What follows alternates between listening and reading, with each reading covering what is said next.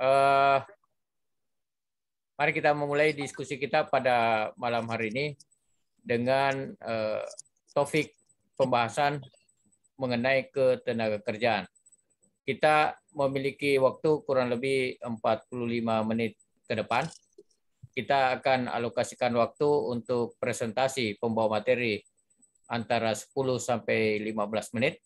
Setelah itu akan dilanjutkan dengan diskusi, mendengarkan tanggapan, masukan, dan pendapat dari peserta berdasarkan pemaparan materi yang disampaikan. Baik, adik-adik sekalian, untuk kesempatan membawa materi, saya persilakan kepada Saudara Abdul Rauf untuk mempresentasikan materinya. Silakan. Ya. Pertama-tama, Bismillahirrahmanirrahim. Assalamualaikum warahmatullahi wabarakatuh. Waalaikumsalam warahmatullahi wabarakatuh. Dan selamat malam, teman-teman. Materi yang akan saya sampaikan pada malam hari ini berkaitan dengan ketenagakerjaan, yaitu outsourcing. Mungkin teman-teman sudah banyak ketahui outsourcing itu apa. Saya sedikit memaparkan. Outsourcing adalah suatu perusahaan yang menyediakan jasa tenaga kerja.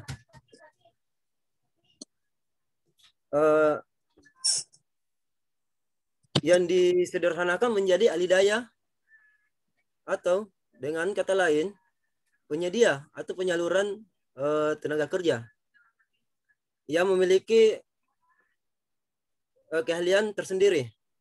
Contohnya seperti petugas keamanan atau petugas kebersihan. Mungkin teman-teman pernah ke mall-mall atau ke perusahaan-perusahaan, kantor-kantor, pernah melihat petugas keamanan seperti security atau petugas kebersihan seperti skipping. Itu sebagian besar berasal dari tenaga kerja outsourcing.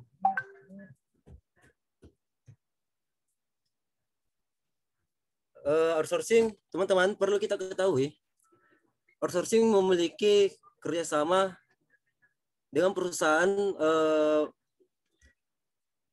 pengguna jasa yang dibagi menjadi dua. Pertama,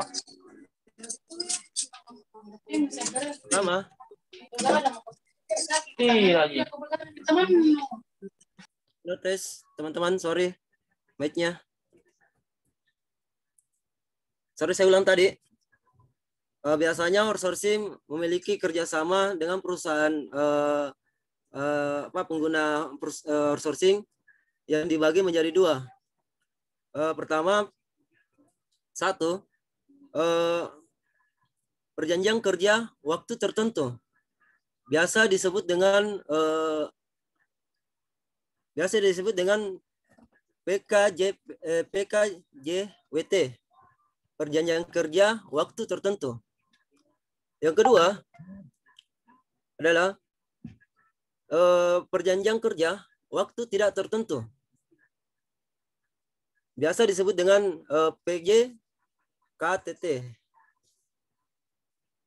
PKWTT, seperti pemborong dan lain-lainnya. Teman-teman, outsourcing memiliki juga sejarah.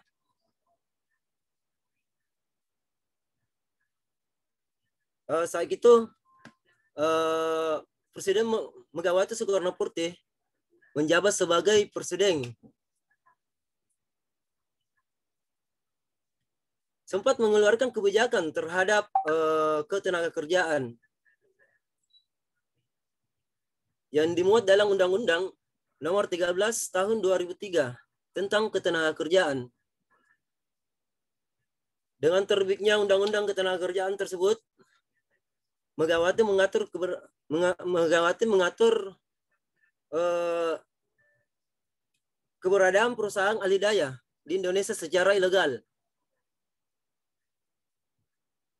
Penyedia jasa kerja atau alidaya yang membentuk badan hukum wajib memenuhi hak kerja. Di dalamnya juga diatur hanya pekerja penunjang yang dapat dialidayakan, teman-teman. Perlu kita ketahui, teman-teman, outsourcing itu memiliki kerja inti dan tidak dapat mengerjakan tugas inti dari perusahaan atau mengerjakan produksi dari pengguna jasa perusahaan. Dan perlu juga kita ketahui, teman-teman, pekerja outsourcing itu tidak menerima upah dari pekerja dari kantor pengguna outsourcing, melainkan pekerja outsourcing dapat menerima upah dari perusahaan outsourcing itu tersendiri, teman-teman. Teman-teman, mungkin ada yang mau bertanya atau mungkin ada teman-teman yang mau menambahkan, silakan.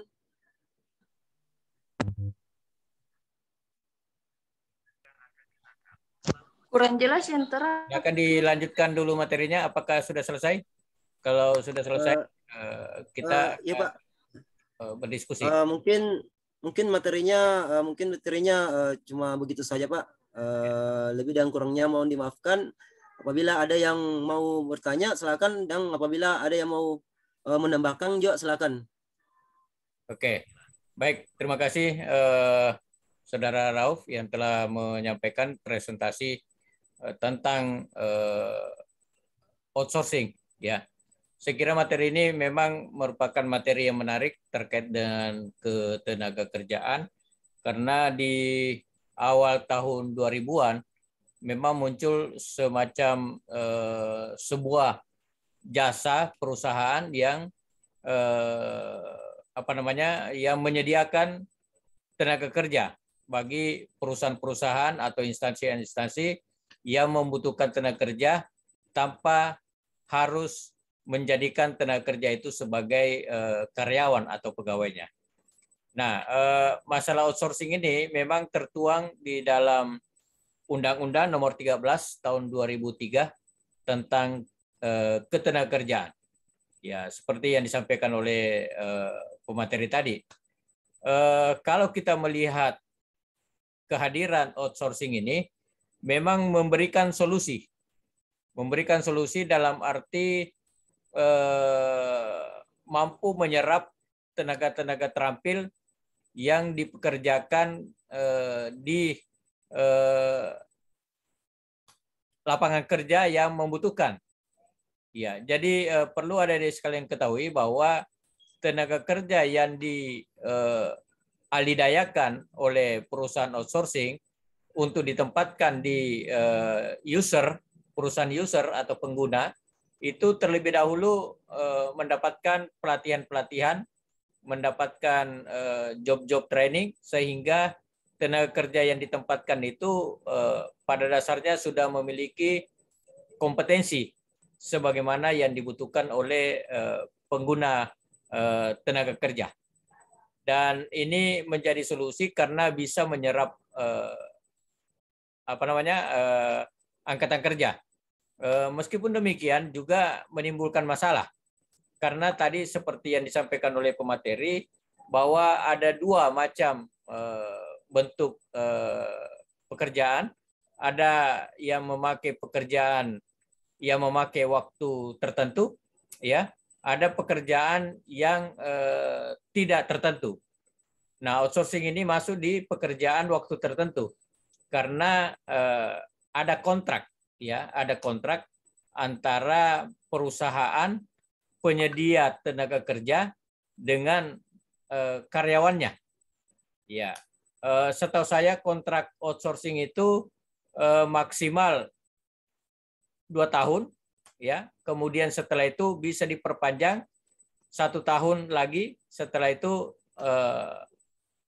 putus kontraknya. Jadi waktu tertentu. Nah, ada beberapa perusahaan yang mencoba menerapkan dengan melakukan rekrutmen ulang. Jadi karyawan yang tadinya sudah habis masa kontraknya, dia bisa mendaftar kembali sebagai karyawan baru yang ditempatkan di tempat yang berbeda. Ya, itu adalah kondisi yang ada di outsourcing ini. Saya kebetulan pernah mengelola tenaga kerja outsourcing pada tahun 2007 saat menjadi manajer di Koperasi Karyawan Bank Danamon. Itu saya mengelola kurang lebih 400-an tenaga kerja dengan berbagai keahlian, ya mulai dari teller, kemudian security, driver, ya cleaning service, dan beberapa pekerjaan-pekerjaan administratif itu ditempatkan di seluruh kantor-kantor Bank Danamon yang ada di kawasan Indonesia Timur. Ya, saya menangani kurang lebih 400-an orang dan setiap bulan itu kita menggaji sampai miliaran rupiah ya sebagai gaji kepada karyawan-karyawan ini. Perlu saya berikan sedikit gambaran kepada adik sekalian bahwa penggajian outsourcing ini itu yang digaji adalah yang melakukan kontrak adalah perusahaan vendor ya sebagai penyedia dengan perusahaan user itu melakukan kontrak terlebih dahulu ya dengan menetapkan gaji berapa gaji karyawan yang akan diberikan, kemudian nanti sebagian daripada yang dibayarkan kepada vendor ini tinggal di perusahaan vendor, ya sebagiannya diserahkan kepada karyawannya. Ya, setahu saya hitung-hitungan saya kemarin itu sekitar 15%. Ya, 15% dari nilai gaji yang akan diberikan kepada karyawan tersebut itu ada diterima oleh pihak vendor, ya pihak perusahaan penyedia tenaga kerja. Nah, tapi penghasilan gaji karyawan itu lumayan kalau pengalaman saya outsourcing ya. Gaji security saja sekarang ini kalau security yang bekerja di perbankan itu minimal 4 jutaan dia punya gaji itu. Ya. Jadi sangat layak menurut saya, cuman memang masalahnya hanyalah kontrak waktu tertentu itu yang membatasi masa kerja daripada karyawan yang bersangkutan. Nah, oleh karena itu tentu outsourcing ini sebagaimana yang dijelaskan oleh pemateri tadi, di satu sisi memberikan solusi, di sisi lain juga menimbulkan masalah. Nah, oleh karena itu kita berikan kesempatan kepada para peserta diskusi sekalian untuk menyampaikan tanggapannya mengenai keberadaan outsourcing ini di dalam dunia ketenagakerjaan kita. Apakah outsourcing ini perlu dipertahankan atau kita hilangkan saja sistem kerja seperti ini tentu dengan berbagai pertimbangan-pertimbangan dan berbagai argumentasi yang akan saudara-saudara sampaikan. Saya perlu ingatkan kepada para peserta untuk tidak takut-takut, tidak perlu ragu untuk menyampaikan pendapat. Silakan, semua pendapat akan kita terima. Dan yang paling penting adalah bagaimana kita belajar memberikan argumentasi terhadap pendapat yang kita sampaikan. Setiap peserta berkesempatan untuk menyampaikan tanggapannya. Oleh karena itu saya persilakan kepada saudara-saudara bisa melakukan raise hand ya seperti ini di reaction ya. Oke, bisa melakukan ini atau bisa menyebut nama ya untuk diberi kesempatan berbicara. Oke, saya melihat Nur Rahmi dengan Ebi. Saya persilakan dulu kepada saudara Nur Rahmi. Yang lain silakan disimak, didengarkan, Anda bisa berpendapat juga. Jam 1 siang sudah terhitung lagi. Makanya kalau mau keluar itu Pak, Ebi mau dulu, Pak. Oke, silakan. Kalau begitu, Ebi, kalau sudah siap, silakan Ebi. Saya mau bertanya, Pak. Ya, Pertanyaan saya adalah bagaimana hubungan kerja antara perusahaan alih daya dengan pekerjanya? Dan bagaimana jika pekerja alih daya tidak memperoleh perlindungan pengalihan hak-haknya?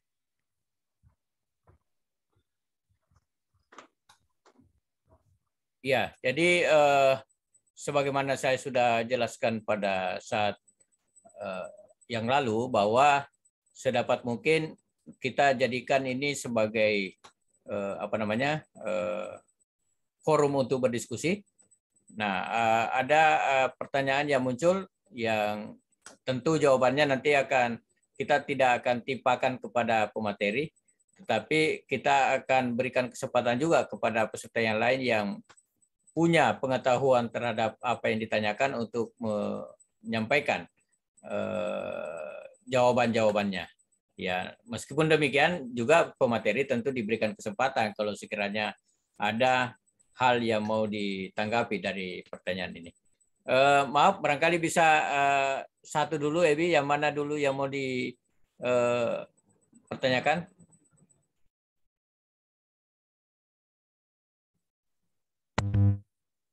Bagaimana jika pekerja alih daya tidak memperoleh perlindungan pengalihan hak-haknya? Ya, bagaimana jika pekerja alih daya tidak mendapatkan perlindungan terhadap hak-haknya? Oke, saya kira ini satu permasalahan yang dimunculkan dan bisa kita jadikan sebagai pertanyaan diskusi. Silakan siapa yang mau menanggapi pertanyaan dari Ebi Kusuma. Apakah pemateri atau ada peserta yang lain? Silakan.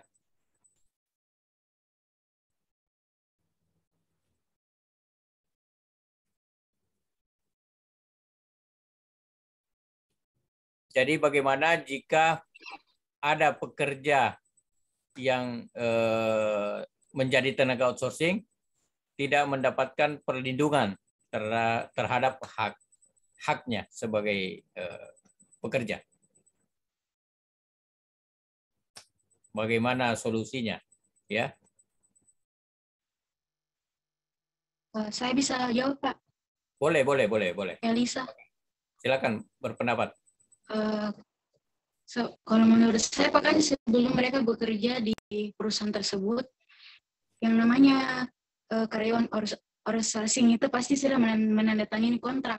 Jadi apapun yang sudah disepakati, otomatis dia tidak mendapatkan kerugian dari bekerja di perusahaan tersebut. Ya. Maksudnya gimana nih?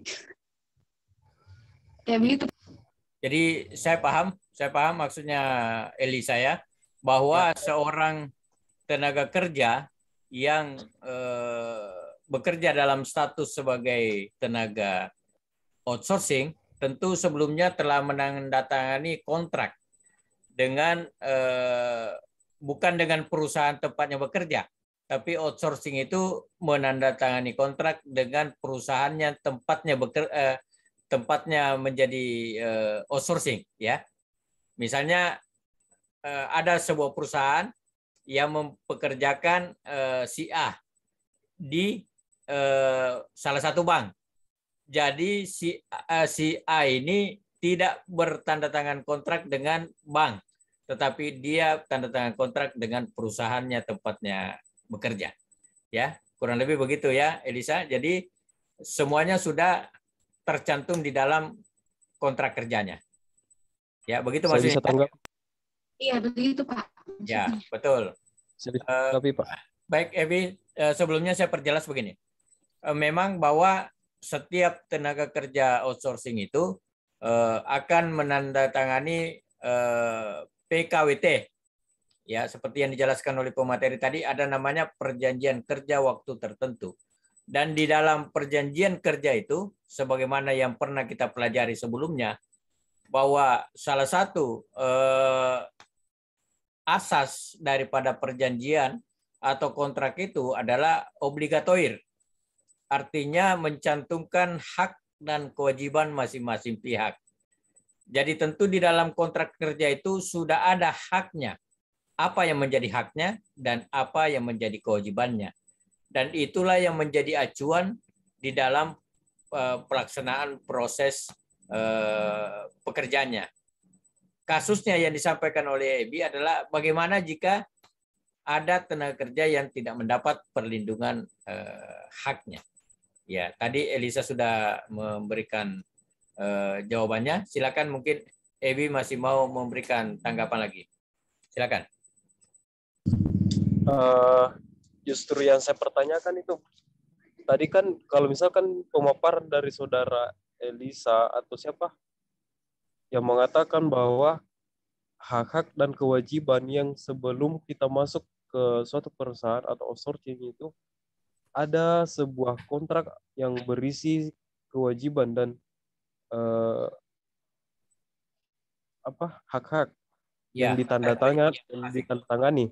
Tapi yang saya pertanyakan di sini, ketika kita sudah berada dalam suatu perusahaan, terus tidak memperoleh perlindungan pengalihan hak-hak yang kita tanda tangani dalam kontrak tersebut, itu dampaknya seperti apa? Ya, oke. Saya coba memperjelas.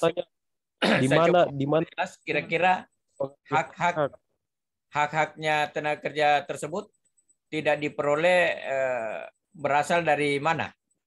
Dari perusahaan tempatnya bekerja?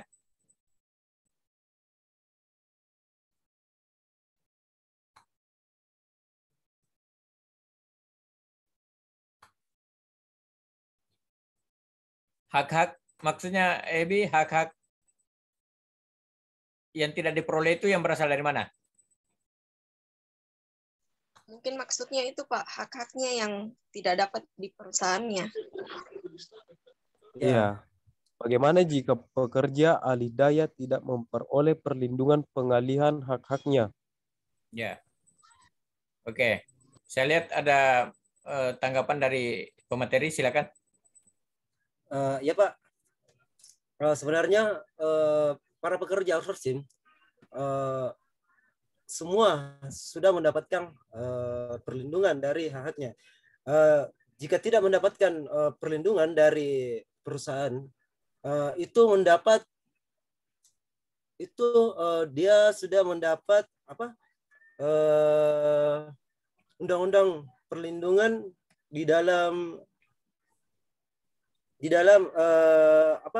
nomor 13 tahun 2003 tentang ketenagakerjaan.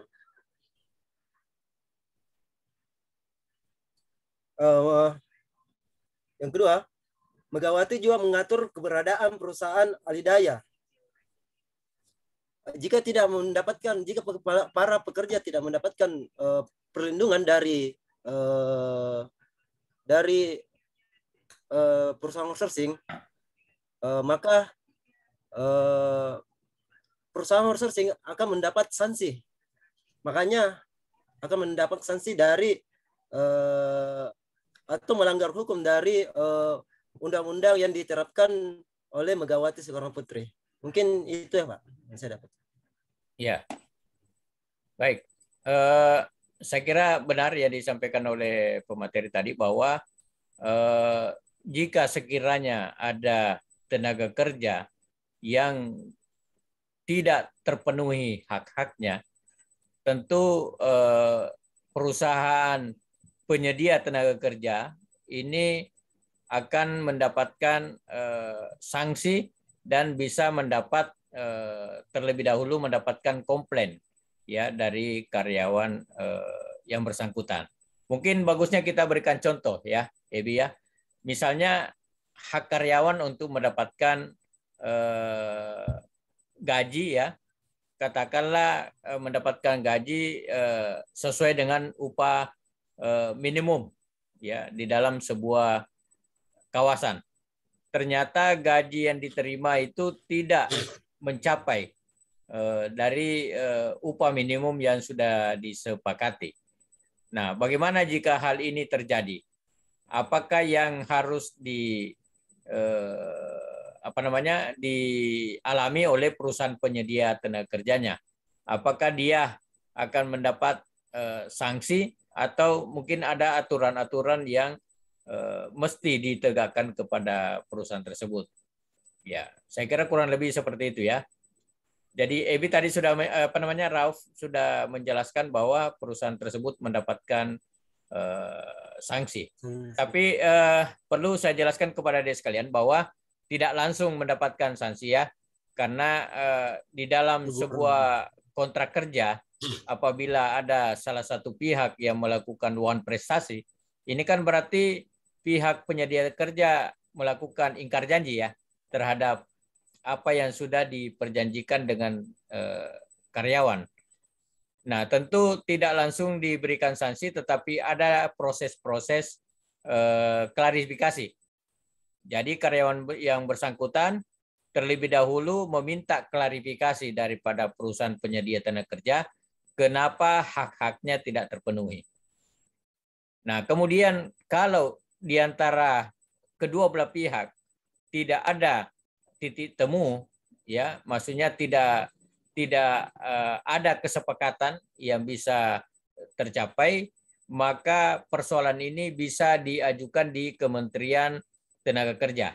Jadi di Kementerian Tenaga Kerja memang ada satu unit yang menangani sengketa-sengketa yang terkait dengan karyawan. Ya, jadi di sana diadukan ke sana, nanti di unit penyelesai sengketa ketenagakerjaan ini yang kemudian akan melakukan persidangan, ya. Sama dengan sengketa bisnis yang kemarin kita bahas di pertemuan yang keempat ya.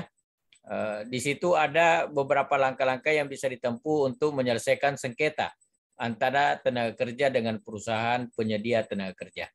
Nah, nanti di situ yang akan mengambil keputusan apakah perusahaan penyedia tenaga kerja ini akan diberikan sanksi atau justru apa yang dilakukan kepada karyawannya itu sudah dianggap sesuai dengan prosedur dan sesuai dengan aturan. Jadi tidak selamanya komplain karyawan itu bisa diterima. Ya, tergantung dari nanti perkembangan kita penyelesai sengketa itu yang akan melakukan penyelidikan tentang bagaimana kasus-kasus yang terjadi di bidang pelanggaran hak terhadap karyawan tersebut. Ya, saya kira itu penjelasan yang saya bisa berikan, tetapi tentu ada juga pendapat-pendapat yang bisa disampaikan oleh para peserta yang lain. Saya berikan kesempatan.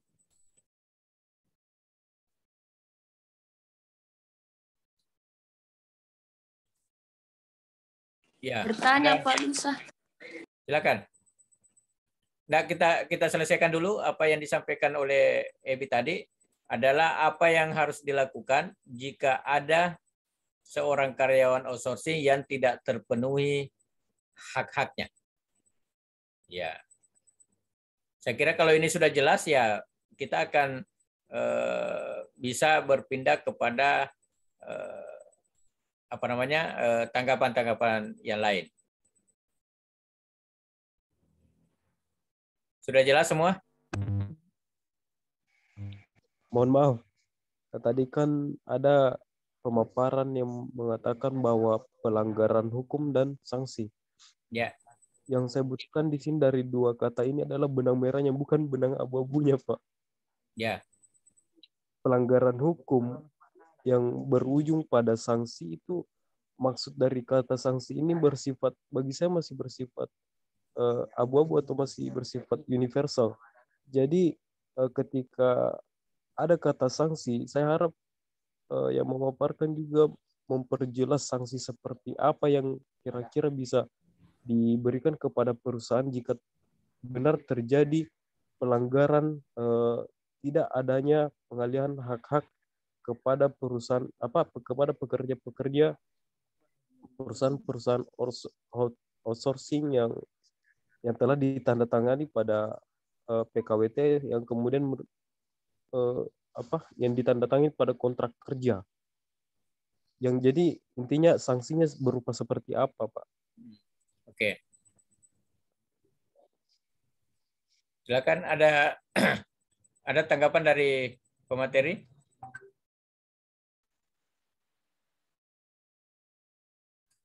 Ya Pak, pertanyaan Saudara Ebi mengenai sanksi terhadap perusahaan yang melanggar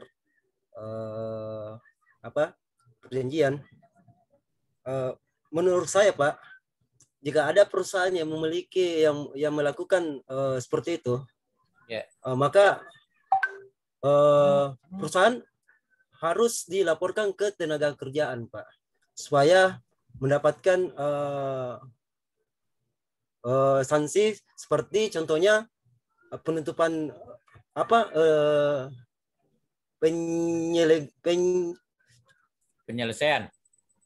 penyelesaian terhadap apa yang menjadi hak pekerja. Jika tidak ada penyelesaian, ya lebih baiknya perusahaan asuransi itu ya ditutup aja Pak. Mungkin seperti itu sanksinya. Oke. Baik. Saya kira perlu diperjelas bahwa kontrak kerja yang terjadi antara pihak perusahaan penyedia dengan karyawannya itu ranahnya adalah kontrak yang terkait dengan ketenagakerjaan ya, kontrak ketenagakerjaan. Ini ranahnya di perdata ya. Kalau sekiranya terjadi perselisihan di antara mereka, tentu ada jalur-jalur yang bisa diselesaikan. Jadi sanksi sekiranya ada, sanksi itu bukan hanya kepada perusahaan, tapi sanksi itu juga bisa terhadap karyawannya. Karena karyawan bisa saja karyawan yang melakukan pelanggaran terhadap kewajibannya, ya, sehingga kepada karyawan juga bisa dikenakan sanksi berupa PHK misalnya ya, atau ada sanksi-sanksi lain yang dikenakan kepadanya tergantung daripada apa yang tercantum di dalam perjanjian itu. Jadi saya kira di dalam perjanjian tentang kontrak kerja waktu tertentu ini semua sudah tercantum. Ya, jika ada salah satu pihak yang melakukan pelanggaran hak ya atau melakukan uang prestasi, tentu sudah ada jalan-jalan keluar yang dituangkan di dalam kontrak itu. Ya, misalnya terlebih dahulu dilakukan secara kekeluargaan. Ya, kalau sekiranya secara kekeluargaan ini tidak ditemukan kata sepakat, maka bisa diselesaikan sesuai dengan aturan ketenagakerjaan. Seperti yang saya sampaikan tadi, bisa diajukan di Depnaker. Nanti Depnaker yang kemudian akan melakukan atau mencari jalan keluar untuk mempertemukan kedua belah pihak. Ya, jadi tidak langsung dikenakan sanksi, tetapi terlebih dahulu melalui proses-proses, termasuk di dalamnya ada proses persidangan oleh lembaga yang terkait ya. Tidak masuk di pengadilan ya, tetapi di persidangan di dalam badan penyelesai sengketa ketenagakerjaan. Ya, saya kira itu jawaban yang terkait dengan pelanggaran terhadap hak-hak karyawan yang ada di dalam perusahaan outsourcing. Ya, baik, silakan kita bisa mencari isu lain atau masalah lain yang bisa kita jadikan bahan diskusi. Tadi saya melihat Andi Alivia ada hal yang mau disampaikan. Silakan. Ya Pak, saya. Kenapa perusahaan banyak menggunakan pihak ketiga, yaitu penyedia jasa outsourcing, padahal perusahaan itu bisa membuka sendiri lowongan kerja dengan dengan gaji yang ditentukan atau bisa di bawahnya. Ya, jadi Andi Alivia pada dasarnya mempertanyakan, ya, kenapa mesti perusahaan-perusahaan pengguna, user ya, pengguna memakai tenaga kerja yang berasal dari tenaga outsourcing, kenapa tidak perusahaan itu saja yang langsung merekrut sendiri karyawannya? Ya, katakanlah tadi sebuah perusahaan membutuhkan security, ya. Kenapa bukan perusahaan itu yang merekrut security? Ya, kenapa mesti memakai jasa perusahaan outsourcing? Nah, ini pertanyaan dan saya kira bagus kalau sekiranya ada yang bisa memberikan penjelasan terkait dengan latar belakang lahirnya perusahaan outsourcing ini. Saya kira ini akan menjadi hal yang menarik. Ya, silakan ada di antara para peserta yang bisa memberi jawaban terhadap pertanyaan yang disampaikan oleh Andi Alivia. Pak, saya Pak. Ya. Pak siapa katakannya? Asriana. Saya Pak. Iya. Ya, silakan. Karena beberapa perusahaan memilih outsourcing itu karena ada training khususnya Pak. Maksudnya tenaga kerja dari outsourcing sudah di training atau sudah di training atau memilih sudah di training dan berpengalaman kemudian ditempatkan di perusahaan tersebut. Sedangkan apabila perusahaan itu membuka lowongan kerja sendiri, tidak menutup kemungkinan bahwa tenaga kerja tersebut sudah berpengalaman. Maksudnya harus dilatih terlebih dahulu, sedangkan outsourcing sudah berpengalaman.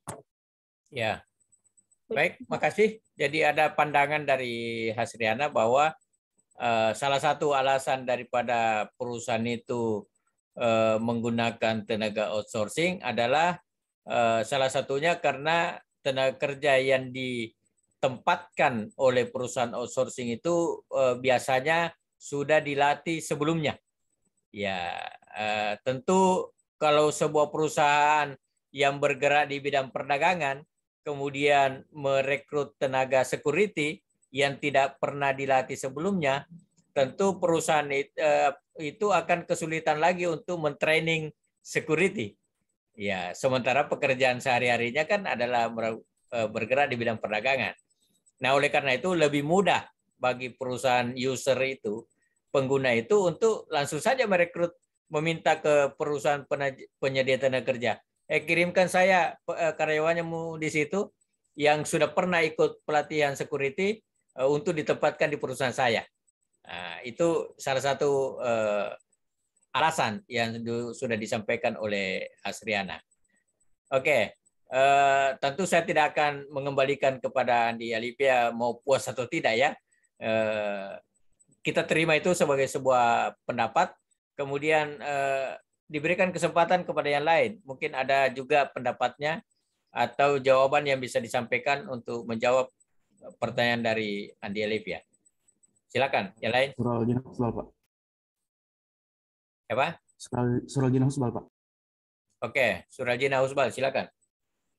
Jadi ada beberapa alasan, Pak, mengapa harus ada host coursing.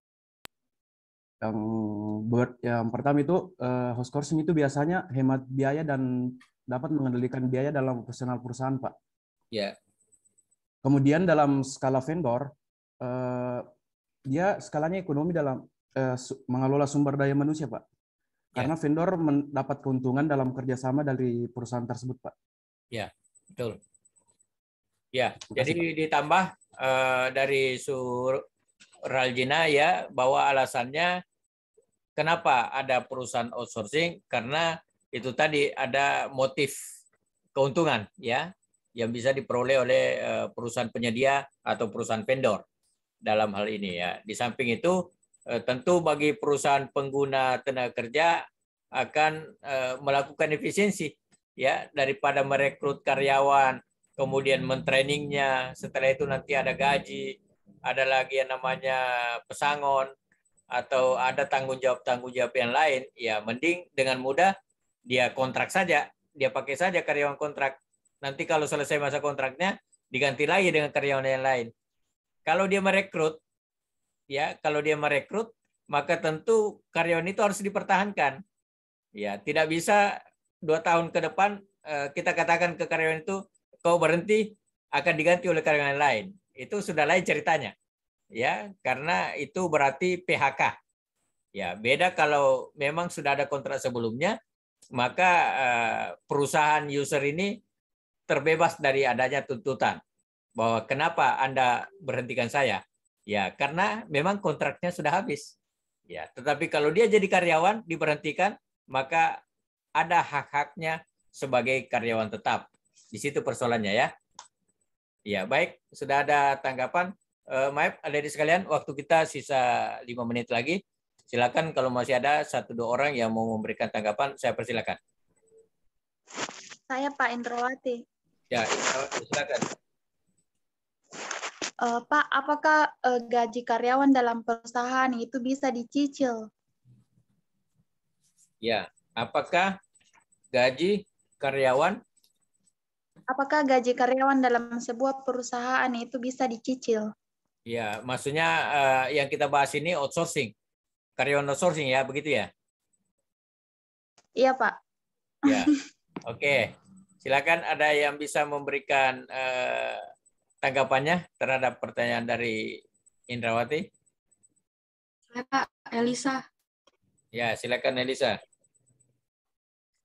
Kalau menurut saya Pak, kembali lagi kepada tanda tangan kontrak. Kalau misalnya di tanda tangan kontraknya itu dibilang bisa digaji dengan dicicil, otomatis bisa. Tapi kalau tidak bisa, terus perusahaan yang ditempati kerja, dia kasih cicil gajinya, otomatis dia melanggar hak adil dari si tenaga kerja dari outsourcing itu, Pak. Ya. Begitu kalau. Baik, terima kasih. Bagus sekali jawabannya, Elisa. Silakan, ada yang lain yang mau menjawab pertanyaan Indra atau mau menanggapi jawaban yang disampaikan oleh Elisa tadi? Silakan. Sudah cukup, Pak.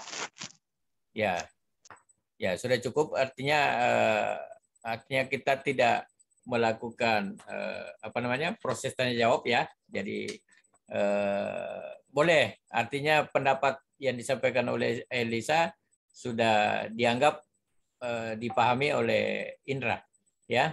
Tapi kita tetap mau mendengarkan kalau masih ada yang lain yang mau memberikan tanggapan terkait dengan bisakah gaji karyawan outsourcing ini dicicil, ya. Ya, jadi jawabannya Lisa tadi ya tergantung daripada kontraknya.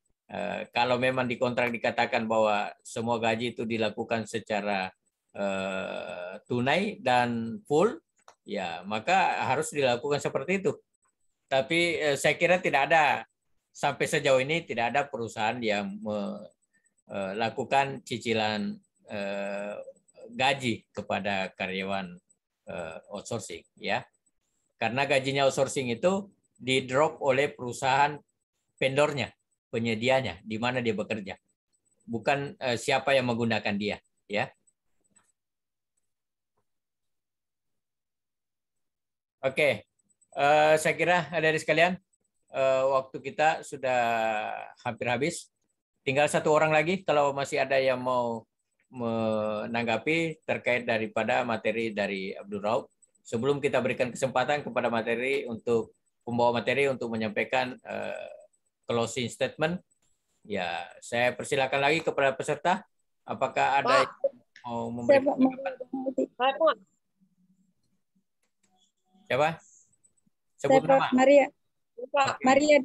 Maria Diana Hayati, silakan. Baik Pak, terima kasih. Saya bisa menambahkan Pak? Boleh, boleh. Saya mau menambahkan tentang definisi dari kata ketenaga kerjaan dengan kata tenaga kerja. Kalau kata ketenaga kerjaan itu sesuatu yang berhubungan dengan tenaga kerja pada waktu sebelum, selama, dan setelah kerja. Kalau definisi dari kata tenaga kerja adalah setiap orang yang mampu melakukan pekerjaan guna menghasilkan barang atau jasa untuk memenuhi kebutuhan sendiri maupun untuk masyarakat. Ya, baik. Makasih atas penjelasannya tentang perbedaan tenaga kerja dengan ketenaga kerjaan, ya. Kalau ketenagakerjaan itu hal-hal yang berkaitan dengan tenaga kerja, sedangkan tenaga kerja itu adalah subjeknya, ya, orangnya ya. Oke, makasih. Tadi Dia Arum ada yang mau disampaikan? Ya, kalau tidak ada lagi, saya berikan kesempatan kepada pembawa materi untuk menyampaikan closing statement atau pernyataan penutupan. Mungkin ada kesimpulan-kesimpulan atau ada hal-hal yang mau ditambahkan. Saya persilakan kepada Saudara Abdul Rauf. Pak, terima kasih Pak. Terima kasih teman-teman atas diskusinya pada malam hari ini. Sedikit saya sampaikan kepada teman-teman bahwasanya pekerja tenaga kerja itu tidak memiliki gaji dari, tidak mendapatkan upah dari perusahaan itu sendiri ya, melainkan mendapatkan upah dari perusahaan outsourcing. Mungkin itu yang dapat saya sampaikan teman-teman. Lebih dan kurangnya mau dimaafkan. Semua, assalamualaikum warahmatullahi wabarakatuh. Waalaikumsalam warahmatullahi wabarakatuh. Terima kasih Saudara Abdul Rauf sebagai pemateri pada kesempatan ini. Saya kira pemaparan materinya sangat bagus, dan oleh karena itu mari kita memberikan tepuk tangan atau applause buat Saudara Abdul Rauf ya. Oke. Terima kasih, dan kepada para penanggap yang telah menyampaikan pendapat-pendapatnya, saya juga menyampaikan ucapan terima kasih banyak atas apa yang sudah disampaikan, memperkaya pemahaman kita terhadap materi yang sedang kita bahas. Meskipun demikian, harus kita akui adik-adik sekalian, karena waktu kita terbatas, tentu tidak semua hal yang terkait dengan outsourcing bisa kita bahas pada malam hari ini. Setidak-tidaknya kita sudah mulai memahami sesuatu persoalan itu dengan cara mendapatkan pikiran-pikiran daripada para peserta. Bukan berarti bahwa dengan selesainya diskusi malam hari ini maka kita tidak belajar lagi tentang materi ketenagakerjaan di dalam materi perkuliahan kita. Itu tetap kita pelajari sebagai standar pemahaman kita, sedangkan diskusi ini adalah ajang bagi kita untuk menyampaikan pendapat terhadap persoalan-persoalan yang dimunculkan oleh pembawa materi. Saya kira demikian diskusi kita pada malam hari ini. Terima kasih banyak atas segala perhatiannya, dan mohon maaf kalau ada kekurangan di dalam pelaksanaannya. Sampai ketemu lagi minggu depan dengan materi yang kedua. Dan pembawa materi silakan menyiapkan materi yang akan disampaikan pada pertemuan berikutnya. Assalamualaikum warahmatullahi wabarakatuh dan selamat malam, sampai jumpa kembali. Waalaikumsalam warahmatullahi wabarakatuh. Terima kasih Pak.